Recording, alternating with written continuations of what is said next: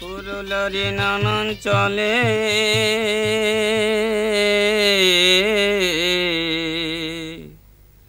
আমরা নাচে গানে মত হয়ে মহুয়া ফুল রসে ওগো মহুয়া ফুল রসে ভুলে থাকি সকলে ভুলে থাকি সকলে পুরুলিয়া জেলারি পাষাণময় যে দেশে পড়িলে বীজকুল শস্য তথা কি কখনো ফলে, কিন্তু কত মনানন্দ তুমি মোরে দিলে হে পুরুলিয়া। উন্মত্ত জনতার থেকে অনেক দূরে পুরুলিয়া ভ্রমণ পিপাসু মানুষদের জন্য একটি অত্যন্ত আকর্ষণীয় জায়গা। তরতাজা সবুজ প্রাকৃতিক দৃশ্য, অস্থির পাহাড় এবং ঘন বন, যেমন অযোধ্যা পাহাড়ের মতো মনোরম পাহাড়, জয়চণ্ডী পাহাড়ের মতো ঐতিহাসিক স্থান এবং বরন্তী মুরগুমা বাঁধের মতো শান্ত জলাধার, তেমনি ছৌ নাচ, টুসু, ঝুমুর, ভাদুর মতো অনন্য সাংস্কৃতিক ঐতিহ্য। আর এই ঐতিহ্যবাহী জেলার প্রাণকেন্দ্রে অবস্থিত ঠাকুর, মা ও স্বামীজির অনুপ্রেরণায় অনুপ্রাণিত এক অন্যতম প্রতিষ্ঠান কৃষি বিজ্ঞান কেন্দ্র কল্যাণ। পুরুলিয়া জেলার কৃষি উন্নতিকরণ তথা কৃষকদের প্রতিটি স্বপ্নকে বাস্তবায়িত করার প্রয়াসে বছরের পর বছর নিজেকে সমর্পিত করেছে। এই প্রতিষ্ঠানের বিভিন্ন প্রকল্প, যেগুলি এই জেলার কৃষক ভাই বোনেদের উন্নতিকরণের সংকল্প নিয়েছে, তার মধ্যে অন্যতম দেশি নামক এই ডিপ্লোমা কোর্স, যেটি ম্যানেজ হায়দ্রাবাদ অনুমোদিত, সামেটি নরেন্দ্রপুর পরিচালিত। জেলার এগ্রি ইনপুট ডিলারদের 1 বছরের প্রশিক্ষণের মাধ্যমে কৃষিকাজ সম্পর্কে প্রশিক্ষণ দিয়ে তাদের প্যারা এক্সটেনশন ওয়ার্কার হিসেবে তৈরি করে জেলার কৃষকদের সঠিক পথ প্রদর্শনে সাহায্য করা। আজ আমরা সেই কোর্স সম্পর্কিত সংক্ষিপ্ত কিছু আলোচনা করতে চলেছি। আমরা বিগত 10 বছরে প্রায় 350 ডিলারকে সফলভাবে প্রশিক্ষণ করতে পেরেছি এবং তারা আজ নিজ নিজ ক্ষেত্রে তথা কৃষক সমাজে এক বিরাট জায়গা করে নিতে পেরেছে। আজ তাদেরই কয়েকজনের অভিজ্ঞতার কথা, সফলতার কথা আমরা শুনব। চলুন তাহলে যাওয়া যাক। আমরা সকাল সকাল বেরিয়ে পড়লাম ডিলারদের ঠিকানার উদ্দেশ্যে। প্রথমেই আমরা পৌঁছে গেলাম ঝালদা 2 নম্বর ব্লকের বেগুন কোদরের একজন সফল ডিলারের কাছে, যিনি তার এলাকার অন্যতম একজন ব্যক্তিত্ব হয়ে উঠেছেন।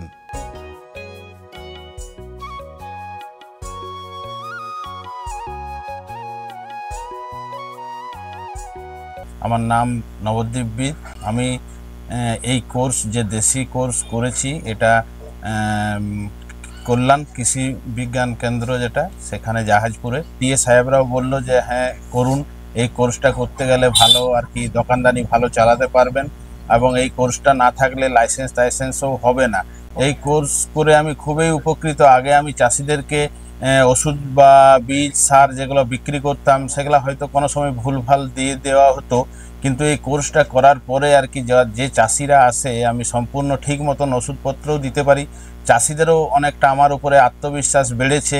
আমাদের ব্লক ছেড়ে পরেও আড়সা থেকে, জয়পুর থেকে, ঝালদা 1 থেকে আমার কাছে অনেক রকম ওষুধ বীজ সার সব নিতে আসে এবং তারাও খুব আনন্দিত। মানে যদি কোনো অসুবিধা হয় তো এনাকে নিয়ে যান, এই জায়গাগুলো আমাদের ভালো দেখে বলে পরামর্শ দেয়।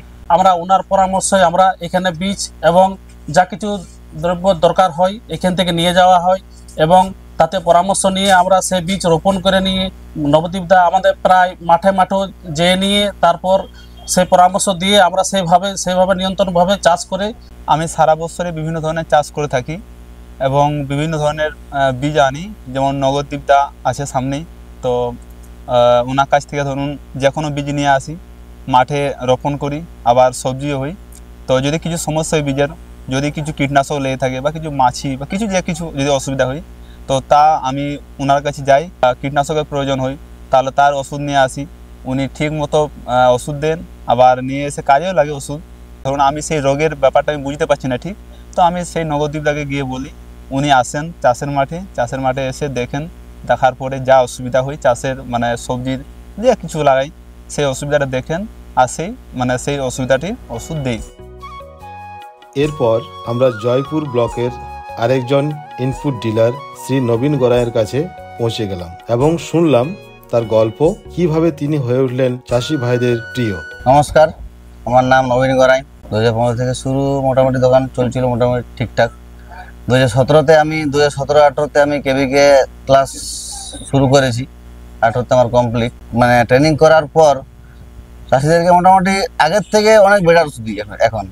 অন্য ব্লক থেকেও চাষি আসে, ব্যবসার দিক থেকে দোকানে 3 জন ছেলে কাজ করে। ঠিকভাবে আমাদের কাজ হয়, যেভাবে বলেন সেইভাবে হয়। নবীনকে পরামর্শ নিয়েই আমরা একটু বেশিরভাগ কাজটাকে চাষবাসটাকে আগাই।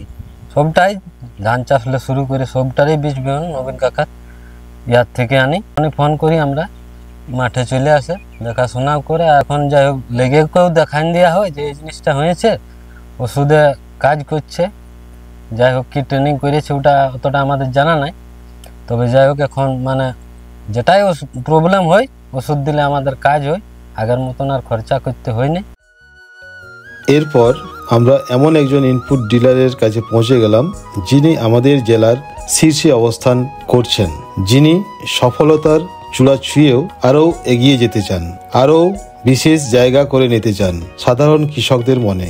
আসুন ওনার মুখ থেকেই শুনে নি ওনার শূন্য থেকে আজকের এই চূড়ায় পৌঁছে যাওয়ার গল্প। নমস্কার, আমি বুদ্ধেশ্বর কুমার। আমি 2013-তে প্রথম ব্যবসাতে আসি এবং আমার মনে ইচ্ছে ছিল যে যেহেতু আমি একটা চাষি ঘরের ছেলে, তো আমার ইচ্ছে ছিল যে কৃষিকাজের সাথে আমি নিজেকে লিপ্ত করে চাষির সাথে থেকে নিজেকে একটা ব্যবসায় রূপান্তরিত করা। সেই লক্ষ্য আজকে সাকসেস। সেই সাকসেসের যেটা মূল অস্ত্র সেটা হচ্ছে আমাদের কৃষি বিজ্ঞান কেন্দ্র পুরুলিয়া, যেটা জাহাজপুরে অবস্থিত।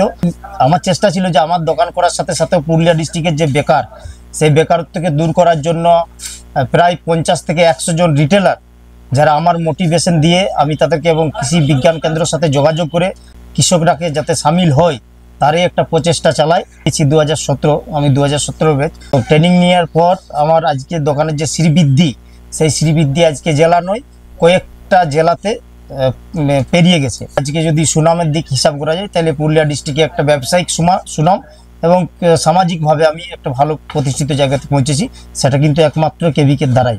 কৃষকের হাতে ভালো দেওয়ার চেষ্টা করি, তার সাথে সাথে নতুন টেকনোলজি যদি না কিছু জানি সাধ্যের সাথে পরামর্শ করে সেটাকে ঠিক করার চেষ্টা করি।